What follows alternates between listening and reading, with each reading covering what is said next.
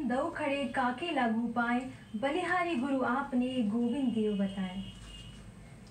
एक इंसान बिना शिक्षक के कभी भी अपनी मंजिल तक नहीं पहुंच सकता है। इसीलिए एक व्यक्ति के जीवन में शिक्षक का होना बेहद महत्वपूर्ण हो जाता है। ऐसा मानना था डॉक्टर सर्वपल्ली राधाकृष्णन का। आज शिक्षक दिवस के विशेष अवसर पर हम आपके लिए लेकर आए हैं ये खास कार्यक्रम, और आज हम बात करेंगे शिक्षकों के महत्व के बारे में। साथ ही शिक्षक और एक छात्र के बीच में कैसे रिश्ते हैं, क्या रिश्ते हैं, इन पर भी हम चर्चा करेंगे। और इस विषय पे विस्तार से जानकारी देने के लिए आज हमने अपने स्टूडियो में आमंत्रित किया है अश्विनी कुमार त्रिपाठी जी को, जो कि शिक्षाविद हैं। साथ ही 39 वर्षों से आपने अपनी सेवा न सिर्फ देश बल्कि विदेश में भी दी है। अगर हम बात करें विदेश की, तो भारतीय दूतावास विद्यालय में भी आपने हिंदी और संस्कृत के अध्ययन छात्रों को करवाए हैं। इसी के साथ ही आप साहित्य, आयुर्वेद, ज्योतिष और भारतीय परंपरा का भी ज्ञान रखते हैं। आपका आज के कार्यक्रम में बहुत बहुत स्वागत है। धन्यवाद ईशा जी। जी, इसी के साथ आइए दर्शकों, सबसे पहले हम यही जानते हैं कि डॉक्टर सर्वपल्ली राधाकृष्णन एक शिक्षक थे। सबसे पहले वो अपने आप को एक शिक्षक मानते थे, तो ऐसे में उन्होंने कई शिक्षा लोगों तक पहुंचाई है। तो ऐसी कौन सी सीख है जो कि हम डॉक्टर सर्वपल्ली राधाकृष्णन से ले सकते हैं? मैं ऐसा मानता हूँ, यद्यपि वे जीवन के सर्वांगीण और सर्वतोन्मुखी विकास पर बहुत अधिक ध्यान देते थे जी, लेकिन उनका जीवन सुसंस्कृत, धर्मनिष्ठ और अनुशासन से भरा हुआ था। अनुशासन ही राष्ट्र को महान बनाता है। जी, discipline only makes the life of the nation. जब तक कोई व्यक्ति अनुशासित नहीं है, और ये अनुशासन प्रभावोत्पादक होना चाहिए, जो अपने आप में होना चाहिए, जिसकी प्रेरणा हमें स्वयं मिले, क्योंकि कहा गया है कि आचारहीनम न पुनन्ति वेदाः। वेद उस व्यक्ति को पवित्र नहीं कर सकते जिसका आचरण अच्छा ना हो। जी, कोई विद्वान भी है और विद्वान होकर भी यदि उसका आचरण श्रेष्ठ नहीं है जी, तो बच्चा उसका अनुकरण नहीं करेगा। हमारे सर्वपल्ली डॉक्टर राधाकृष्णन साहब भी इसी बात पर जोर देते थे।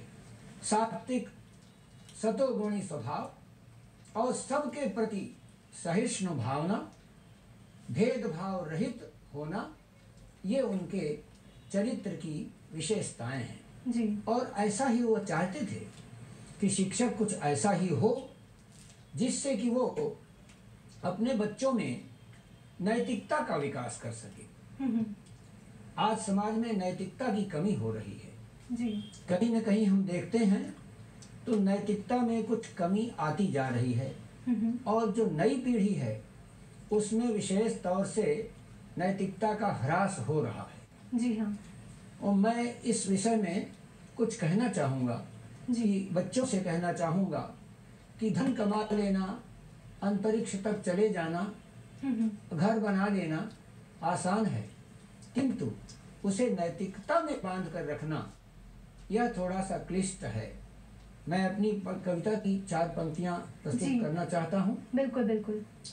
कि अंतरिक्ष में घर बना लेना बहुत आसान है, किंतु मुश्किल से यहाँ बनता कोई इंसान है। क्या बात।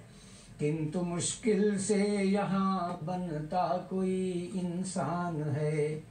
विद्या पढ़कर ज्ञान पाया, धन से तन मन आबाद किया, पर बन न सके इंसान अगर, तो समझो सब बर्बाद किया। सत्य स्नेह दाक्षिण्य दया का यदि भावोदय हो न सका, भौतिकता में ही भटक गए, आध्यात्मिक चिंतन हो न सका। सद सद विवेक डागा जिसमें, उसका ही सच्चा ज्ञान है।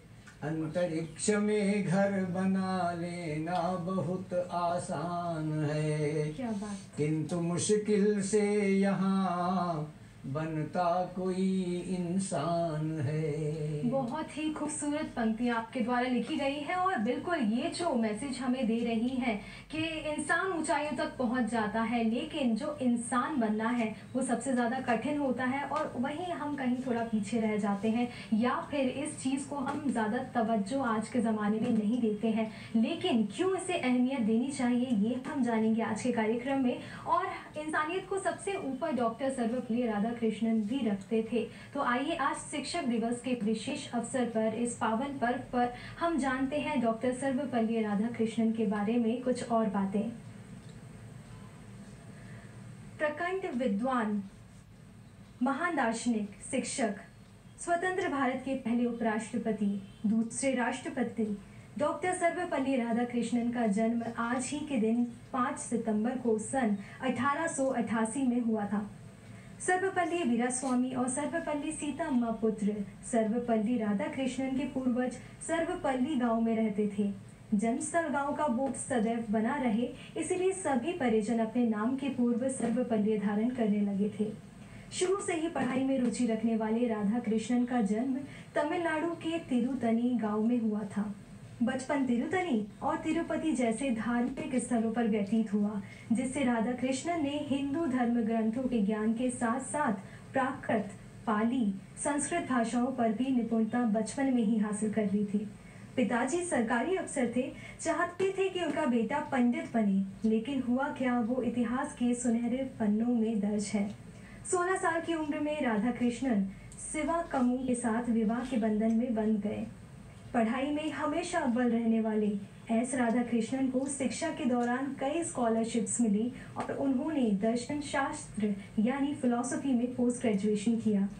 सन 1909 में मद्रास प्रेसिडेंसी कॉलेज में उनके शिक्षक जीवन की शुरुआत हुई। स्वामी विवेकानंद को वो अपना गुरु माना करते थे और उनकी बताई गई सीख पर वो चलते थे। अपने लेख के जरिए भारत की फिलॉसफी को दुनिया तक पहुंचाने में डॉक्टर एस राधाकृष्णन ने अहम भूमिका निभाई है। The ethics of Vedanta, the philosophy of Rabindranath Tagore, Indian philosophy जैसी कई किताबें उनके द्वारा लिखी गई हैं। सिर्फ देश ही नहीं बल्कि विदेशों की बड़ी बड़ी यूनिवर्सिटीज में भी उन्हें गेस्ट लेक्चर लेने के लिए आमंत्रित किया जाता था। किंग जॉर्ज पंचम ने उन्हें साल 1931 में नाइटहुड की उपाधि दी थी, लेकिन देश के आज़ाद होने के बाद उन्होंने अपने नाम के आगे सर लगाना बंद कर दिया था। राजनीति में डॉक्टर एस राधाकृष्णन को हमारे देश के प्रथम प्रधानमंत्री पंडित जवाहरलाल नेहरू जी लेकर आए थे।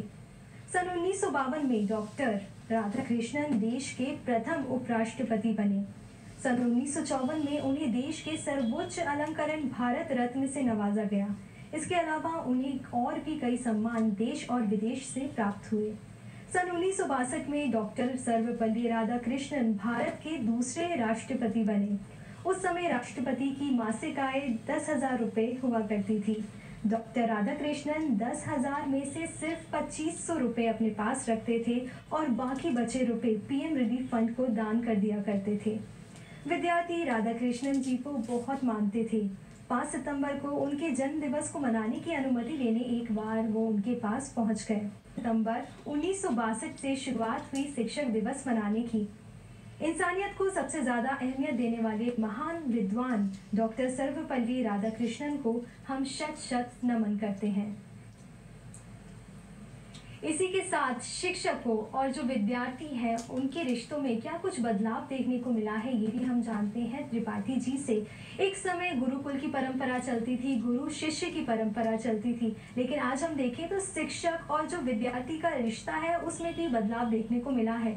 सिर्फ ऐसा ही नहीं है कि विद्यार्थी जो है वही चेंज हुए हैं, जो बदलाव है वो शिक्षकों में भी, गुरु से लेकर अब वो शिक्षक बन गए हैं। जो कोर्स में दिया जाता है सिर्फ पढ़ाने में ही उनकी रुचि रहती है, ऐसे भी कई शिक्षक देखने को मिले हैं। तो क्या कुछ बदलाव आपको लगता है?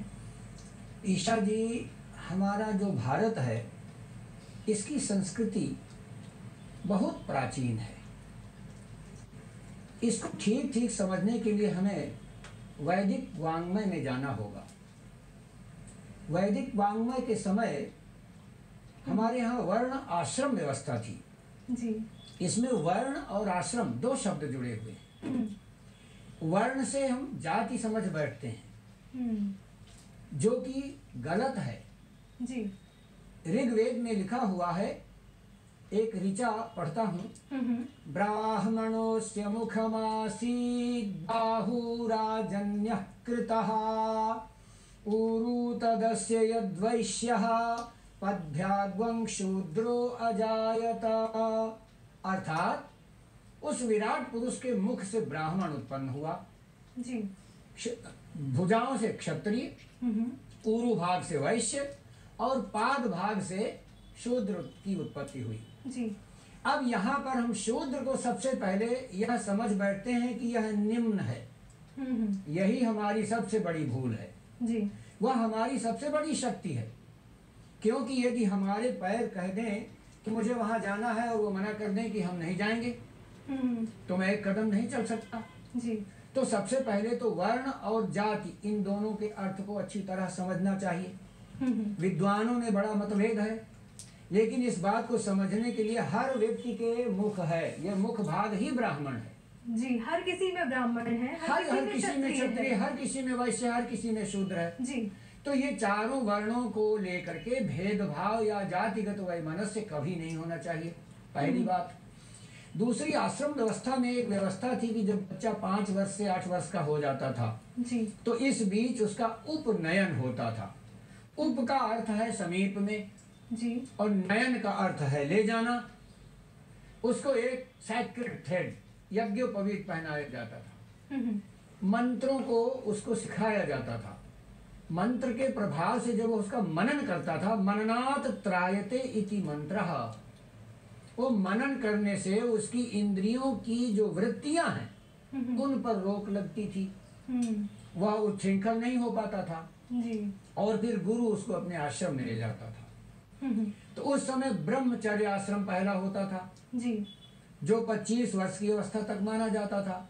इस ब्रह्मचर्य आश्रम की 2 विशेषताएं थी कि शरीर में बल का संचय और मस्तिष्क में ज्ञान का संचय। जी हाँ। इन दोनों का संचय करने की उम्र थी ये। इसी में एक ही आचार्य उस बच्चे को हर तरह की शिक्षा दे देता था। लेकिन आज की स्थिति अलग है। बच्चे के पास आज इतना एक्सपोजर हो चुका है, जी, कि वो शिक्षक की महत्ता भी भूल चुका है। चाहे वो कितना ही मोबाइल से पढ़ ले, चाहे वो कितना ही डिजिटल बनाए हुए लेसन्स पढ़ ले, जी, चाहे बहुत सारी पुस्तकें पढ़ ले, लेकिन उससे उसे सच्चा ज्ञान प्राप्त नहीं हो सकता। सच्चा ज्ञान तो कोई गुरु ही दे सकता है। जी हाँ। क्योंकि गुरु ही उसके अंदर छिपी हुई प्रतिभा को समझ सकता है और उसे विकसित करके सन्मार्ग की ओर ले जा सकता है। जी। विद्वान व्यक्ति, तमाम प्रकार के ऐसे विद्वान हैं, मैं किसी के ऊपर आक्षेप नहीं करता हूँ, लेकिन ऐसे तमाम पढ़े लिखे बहुत ज्ञानी लोग और किसी ऐसे काम में लगे हुए हैं जो डिस्ट्रक्शंस की ओर ले जाता है। क्या उसके पास ज्ञान नहीं है? ज्ञान है, लेकिन उसकी नैतिकता का ह्रास हो गया है। उसे आज सच्चा गुरु नहीं मिल रहा है। जी। तो ये वर्णाश्रम व्यवस्था पहले की थी। जी। आज की स्थिति भिन्न हो गई है। आज शिक्षा की दुकानें खुल गई हैं। विद्यार्थी भी पढ़ने आता है, सोचता है मैं तो बड़ी भारी फीस देता हूँ और इसके बदले में शिक्षक मुझे पढ़ाता है। ये तो उनकी ड्यूटी है, ये हम उनकी पैसे ड्यूटी देते है। हैं तो ये उनकी ड्यूटी हो और जाती है। शिक्षक भी क्या सोचने लगे हैं कि मुझे नौकरी मिल गई है, मैं आकर अपना काम करता हूँ और अपने घर चला जाता हूँ, मेरी ड्यूटी समाप्त हो गई। जी। जबकि शिक्षक के अंदर एक माँ भी है, एक पिता भी है, एक गुरु भी है और एक मित्र भी है। बिल्कुल। जो हमारी एजुकेशनल साइकोलॉजी कहती है, शिक्षा मनोविज्ञान, वो बच्चे के अंदर क्या छिपी हुई प्रतिभा है और उसके अंदर क्या दोष है, इन दोनों को हमें बाहर निकालना है और निकाल करके उस दोष का उपशमन कर देना है। बिल्कुल। क्योंकि हरई शिष्य धन शोक न हरई, सो गुरु घोर नरक मह परई। अगर शिष्य के धन का हरण कर लेता है और उससे वह सुखी होना चाहता है, तो ऐसा गुरु कभी सुखी नहीं हो सकता। इसी प्रकार शिष्य भी यदि गुरु के वचनों में श्रद्धा नहीं रखता, उसके वचनों में विश्वास नहीं करता, उसकी इज्जत नहीं करता, तो वह भी उन्नति के मार्ग में आगे नहीं बढ़ पाएगा। भले वह भौतिक उन्नति कर भी ले, लेकिन उसको जीवन में शांति नहीं मिलेगी। बिल्कुल, उसका पारिवारिक जीवन कहीं न कहीं जाकर के उसे दुखी कर ही देगा। डॉक्टर सर्वपल्ली राधाकृष्णन कहा भी करते थे कि एक शिक्षक वही होता है जो ताउम्र सीखता जाए। अगर उन्हें अपने विद्यार्थियों से भी कुछ सीखने को मिल रहा है तो उसमें भी हिचकिचाहट नहीं होनी चाहिए। अगर छोटे बच्चे से भी कुछ सीखने को मिल रहा है तो हमें उसे सीख लेना चाहिए। इसी के अलावा अभी सर ने हमें ये वाली चीज़ भी बताई है कि जो ज्ञान होता है लोग वो तो अर्जित कर लेते हैं, लेकिन सही दिशा में उस ज्ञान को लगाना, उसका उपयोग करना बहुत ज़्यादा ज़रूरी हो जाता है। इसी के साथ आजकल देखा जाता है कि जो बच्चे होते हैं, अब कंपटीशन इतनी ज़्यादा हो रही है तो ऐसे में फोकस किया जाता है कि आप पढ़ाई करिए, जो बाकी बच्चे हैं उनसे ज़्यादा आपको बेहतर परफॉर्म करना है। तो ऐसे में जो फिजिकल एक्टिविटीज़ हैं, खेलना कूदना है, वो काफ़ी सीमित हो जाता है। आखिर इसका क्या महत्व है और आगे चलकर इसका क्या कुछ साइड इफेक्ट्स देखा जाता है जो बच्चे ज़्यादा खेल कूद नहीं करते हैं, ये हम जानते हैं त्रिपाठी जी से। बिल्कुल, बहुत अच्छा प्रश्न किया ईशा जी आपने, क्योंकि शरीर माध्यम खलु धर्म साधनम, यह शरीर ही सभी धर्म का साधन है। चाहे हम कोई भी खेल में या पढ़ने लिखने में जी, अगर अपनी चित्त वृत्तियों को हम एकाग्र कर लें तो ये योग बन जाता है। युज धातु से योग शब्द का निर्माण हुआ है जी। योग का अर्थ है कि हमारा शरीर और मन दोनों एक साथ काम करें। अगर मैं पढ़ रहा हूं तो मेरी शारीरिक वृत्तियों के साथ मेरी मानसिक वृत्तियां भी उसके साथ जुड़ी रहें। जब तक हम एकाग्रता नहीं लाएंगे तब तक हमारा कोई भी कार्य ठीक ढंग से नहीं हो सकता है। इसलिए शरीर का विकास, शरीर के विकास के साथ मानसिक विकास, और शरीर के विकास के लिए बच्चे को खेलना, दौड़ना, गिरना, उठना, यह सब बहुत आवश्यक है। हमारे बचपन में हम लोग तमाम प्रकार के खेल खेला करते थे। खेलने के बहुत से साधन नहीं थे, लेकिन छोटे छोटे साधन हम लोग अपने आप बना लिया करते थे जी। और गिरते पड़ते दौड़ते खेलते थे। जब तक बच्चा ठीक से नहीं खेलेगा तब तक उसका शारीरिक विकास नहीं होगा, उसका हृदय मजबूत नहीं होगा, उसके शरीर के अंग मजबूत नहीं होंगे। तो यदि वह भौतिक विकास कर भी लेता है तो उसका वह आनंद नहीं प्राप्त कर पाएगा। जी। कहा भी गया है कि प्रथम ही सुख जो निर्मल काया। अगर हमारा शरीर निर्मल है, मल का अर्थ यहाँ रोग से है, निरोग है वो जी। जिसके अंदर रोग नहीं है, जो सब प्रकार की चीजें खा सकता है, पी सकता है, उठ सकता है, बैठ सकता है, दौड़ सकता है, बिल्कुल। तभी वह जीवन के हर क्षेत्र में सफल होगा, तभी वह राष्ट्र की एक श्रेष्ठ धरोहर बनेगा। जी बिल्कुल। तो एक अगर व्यक्ति को हमेशा सफल बने रहना है, ऐसा नहीं है आप सिर्फ एक गोल अचीव कर लिया, लेकिन आपकी ज़िंदगी लंबी होती है, तो ऐसे में आपका स्वस्थ रहना बहुत ज़्यादा ज़रूरी हो जाता है। कई बार ऐसा भी देखा गया है जो विद्यार्थी होते हैं हताश हो जाते हैं। कई बार वो इस जो अपना गोल है उसे अचीव करने के लिए बहुत मेहनत कर रहे होते हैं, लेकिन अगर उन्हें वो मंजिल नहीं मिल पाती है तो वो काफ़ी हताश हो जाते हैं। ऐसे में त्रिपाठी जी ने कुछ पंक्तियाँ जो विद्यार्थी हैं उन्हें मोटिवेट करने के लिए लिखी है, तो आइए उनसे सुनते हैं ये कुछ पंक्तियां। मैं अपने जीवन में विद्यार्थियों से पढ़ाने के समय ही बीच बीच में उनसे बातें करता था, और उस समय मैंने अपने बच्चों को कहा कि यह विज्ञान का युग है, विज्ञान कोई अलग चीज नहीं है मैडम। विज्ञान का मतलब है विशिष्टम ज्ञानम इति विज्ञानम, विशिष्ट ज्ञान ही विज्ञान है जी। तो विज्ञान प्राप्त करना या विज्ञान की शिक्षा प्राप्त करना ये सब एक ही है। मैं अपने बच्चों से कहता हूँ कि हर क्षेत्र में आप आगे बढ़ें तो उसको आप साथ साथ उसका प्रयोगात्मक अनुभव भी लेते चलें जी। और प्रयोग के द्वारा आप कुछ ऐसा सीखें और हताश कभी भी ना हो। एडिसन को भी बल्ब बनाने के लिए 40 बार प्रयत्न करना पड़ा था। मैं कुछ पंक्तियाँ इस विषय में प्रस्तुत करता हूँ जो बच्चों को शायद उत्साह बढ़ाएंगी उनका। मुझे पूरा विश्वास है मेरे बच्चों का उत्साह इससे बढ़ा भी है। कि तुम वैज्ञानिक बन जाओ, जग को कुछ कर दिखलाओ, तुम वैज्ञानिक बन जाओ। जो पथ से हट कर चलता है वह है विचित्र कहलाता, पर इसी बात में छिपा हुआ है कुछ करने का नाता। चिंता न करो लोगों की तुम, अपना विश्वास बढ़ाओ, तुम वैज्ञानिक बन जाओ। बल्ब बनाने में एडिसन 40 बार है हारा, फिर भी निराश वह हुआ नहीं, पर नियति को ललकारा।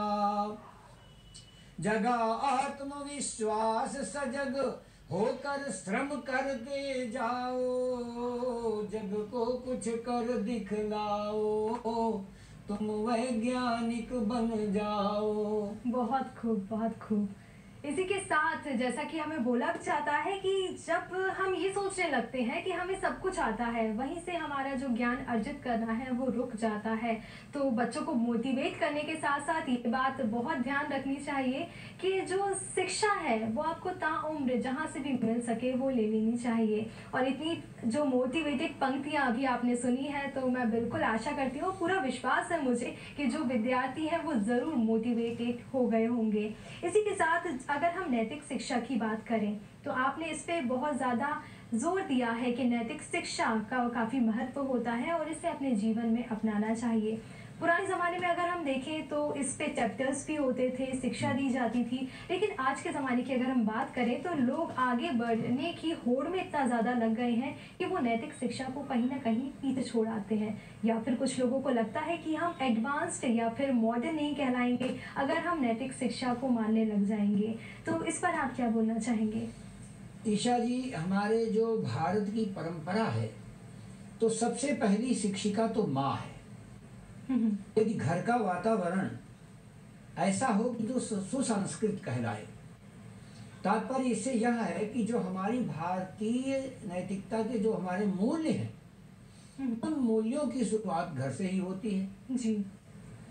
कभी कभी जाने अनजाने हमारे मुख से ऐसे शब्द निकल जाते हैं कि जिनको सुन करके छोटा सा बच्चा उन्हीं का अनुकरण करने लगता है जी।